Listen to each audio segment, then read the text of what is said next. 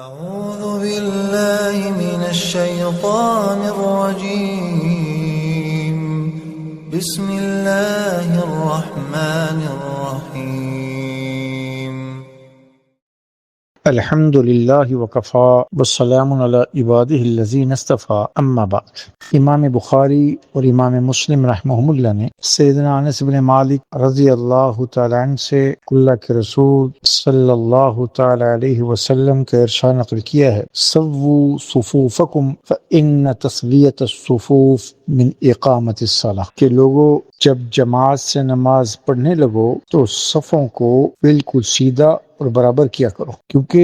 صفوں کو سیدھا اور برابر کرنا اچھی طرح نماز ادا کرنے کا جزو ہے۔ نماز اور اس کی اجتماعیت جماعت کی صورت میں شریعت نے مشروع کی ہے، اور اس میں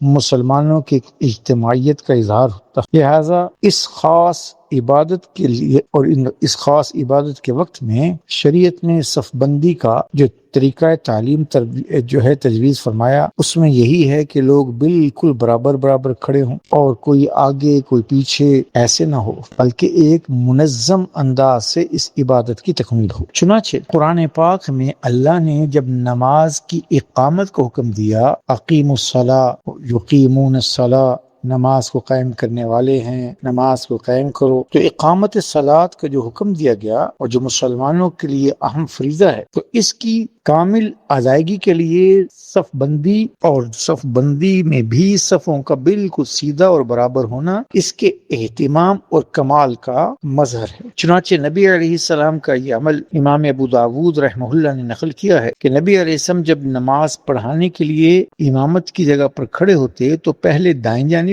رخ کرتے اور دائیں جانب کے لوگوں سے فرماتے کہ برابر ہو جاؤ اور صفوں کو سیدھا کر لو، سووا استووا، اور پھر اسی طرح بائیں جانب رخ کرتے اور بائیں جانب رخ کر کے یہی ارشاد فرماتے ہیں کہ برابر ہو جاؤ اور صفوں کو سیدھا کرو۔ لہذا بعض روایات میں نبی علیہ السلام کا اہتمام اس قدر نقل کیا گیا کہ کان رسول اللہ صلی اللہ علیہ وسلم یسوی صفوفنا حتی کانما یسوی بها القدح، کہ آپ علیہ السلام ہماری صفوں کو اس قدر سیدھا کرنے کا اہتمام کرتے تھے، برابر کراتے تھے، گویا کہ ان کے ذریعے آپ تیروں کو سیدھا کریں گے۔ اور یہ خاص اصطلاح ہے کہ اہل عرب شکار یا جنگ میں استعمال کے لیے جو تیر تیار کرتے تھے ان کو بالکل سیدھا اور برابر کرنے کی کوشش کرتے تھے، کیونکہ اس سے پھر وہ اپنے نشانے پر ٹھیک بیٹھتا ہے۔ تو لہٰذا کسی چیز کی برابری اور سیدھے پن کی تعریف میں جب مبالغہ کے طور پر ضرب المثل دی جائے تو کہا جاتا ہے کہ وہ چیز ایسی برابر اور اس قدر سیدھی ہے کہ گویا کہ اس کے ذریعے سے تیروں کو سیدھا کیا جا سکتا ہے، گویا کہ تیروں کو سیدھا اور برابر کرنے میں معیار اور پیمانے کا کام دے سکتا۔ اس لیے اللہ کے رسول صلی اللہ علیہ وسلم کے عمل کو، صفوں کے اہتمام کو اسی انداز سے اور اسی تعبیر سے بیان کیا۔ اور پھر صحابی کہتے ہیں کہ حتی رعا ان قد عقلنا عنہ، یہاں تک کہ آپ نے اہتمام کیا اور کروایا کہ آپ کو یہ احساس ہو گیا کہ اب ہم لوگ سمجھ گئے کہ کیسے برابر کھڑا ہونا۔ اور ایک موقع پر آپ علیہ السلام نے دیکھا کہ قریب تھے کہ آپ تکبیر کہنے لگے نماز میں، تو ایک شخص کو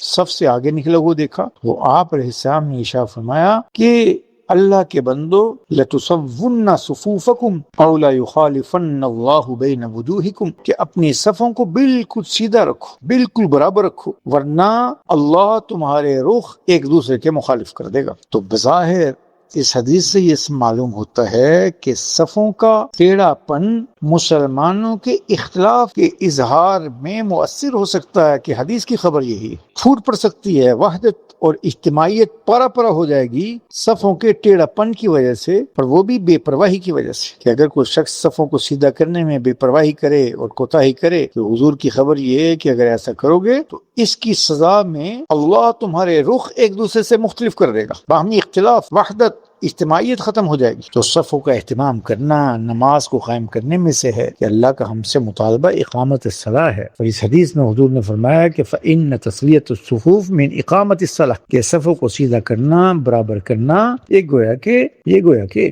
نماز کی اقامت میں سے ہے۔ لہٰذا جہاں جماعت سے نماز پڑھی جائے تو شریعت نے ہر لمحہ سے پہلے احکامات دیے، تو وہاں پر صف بندی کا بھی اہتمام ہو اور صفوں کو برابر رکھنے کی کوشش کی جائے۔ اللہ ہم سے راضی ہو، دین سیکھ کر عمل کرنے کی توفیق نصیب فرمائے۔